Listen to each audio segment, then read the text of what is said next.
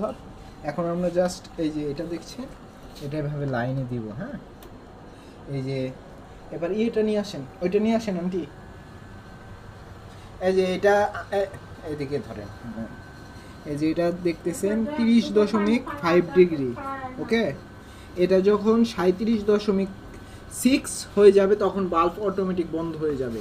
আবার যখন 6.2 হবে তখন আবার অটোমেটিক বাল্বটা জ্বলবে। ঠিক আছে, আমরা সাধারণত এই যে এখানে এখানে দেখেন, এই যে এখানে কত আছে 84, এটা আর্দ্রতার নিচে নামবে 57 হবে। আমরা আপাতত এই ডিমটি ফুটতে মিনিমাম 28 দিন সময় লাগবে। ওকে, আমরা যখন 25 দিন হয়ে যাবে তখন থেকে ডিম উল্টানো বাদ দিব, এবং এটা আপাতত এখন 25 দিন পর্যন্ত 55 থেকে 65 থাকবে।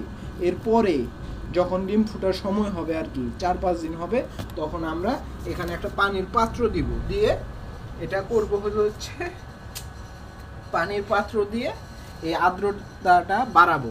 আমরা 75 থেকে 85 পর্যন্ত করব। ঠিক আছে, ধন্যবাদ সকলকে। ফ্যান দিছো তো না? হ্যাঁ অবশ্যই। তোমার পাকা এই যে এখন আমরা কি করব, এটা ঢেকে দিব। হ্যাঁ, এখানে কিন্তু আপনাদের দেখার বিষয় আছে। ফ্যান হ্যাঁ, চালালে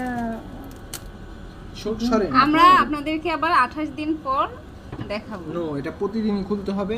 দেখেন এটা যখন 37.6 হবে, হ্যাঁ, তখন দেখবেন বাল্বটা অটোমেটিক থেমে যাবে।